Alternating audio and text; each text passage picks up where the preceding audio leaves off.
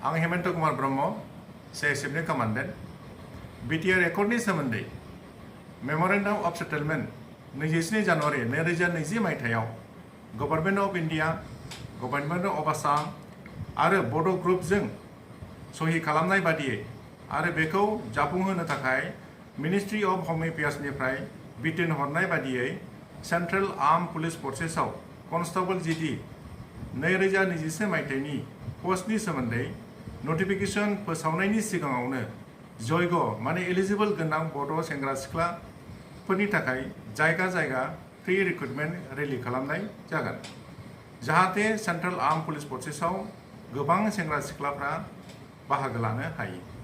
Central arm police फर्सेस माने BSF, CASF, CRPF, ITBP आरो SSB बिसोर गासिबो सेन्ट्रेल आर्म पुलिस फर्सेसनि मोनसे बाहागो।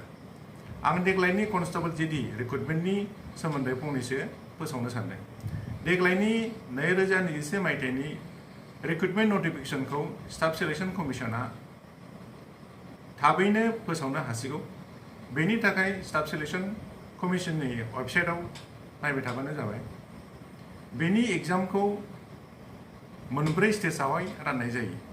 स्टेज 1 अनलाइन रेजिस्ट्रेशन खालामनाय, स्टेज 2 कम्पिउटार बेस्ड एग्जाम जाय केन्डिडेटआ कम्पिउटार बेस्ड एग्जामाव मिनिमाम क्वालिफाइं मार्क मोनो बे केन्डिडेटखौ स्टेज 3 माने फिजिकल स्टेन्डार्ड टेस्ट या फिजिकल एफिशिएन्सि टेस्टनि थाखाय लिंहरनाय जायो आरो स्टेज 4 आव मेडिकेल एग्जामिनेशन आरो डकुमेन्टेशन खालामनो थाखाय केन्डिडेटखौ लिंहरनाय जायो।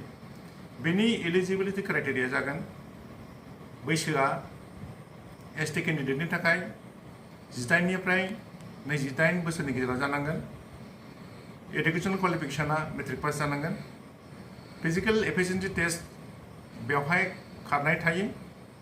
खारनाया हौवासाफोरनि थाखाय 5 किल'मिटारखौ 22 मिनिटनि गेजेरावहाय फोजोबनो हानांगोन आरो हिन्जावसाफोरनि थाखाय 1.6 खौ 8.5 मिनिटआवहाय खारनायखौ फोजोबनो हानांगोन। फिजिकल स्टेन्डार्ड टेस्ट गोजौआ जानांगोन हौवासाफोरनि थाखाय 162.5 आरो हिन्जावसाफोरनि थाखाय 150 सेन्टिमिटार्स।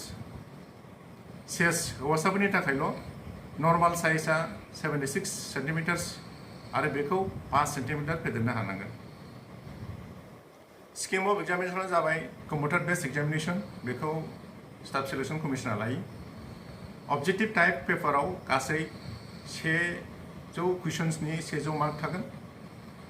100 कुइसन्सआ मोनब्रै पार्टनि। पार्ट ए आव जेनेरेल इन्टेलिजेन्स आरो रिजनिं 25 कुइसन्स, पार्ट बी आव जेनेरेल नलेज आरो general awareness 25 questions, part C आव elementary mathematics 25 questions, part D आव इंग्लिश या हिंदी 25 कुइसन्स। बेनि मोड अफ सिलेक्शना computer based examination, physical efficiency test, physical standard test आरो मेडिकल एग्जामिनेशन। कम्पिउटार बेस्ड एग्जामिनेशना English आरो हिन्दीआवल' जागोन।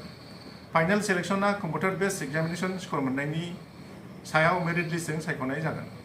बेनि सोमोन्दै सोरबाफोर आरो गोबांसिन मिन्थिनो लुबैयोब्ला बे मबाइल नाम्बार 9365323957 आव कन्टेक्ट खालामबानो जाबाय। गोजोन्थों।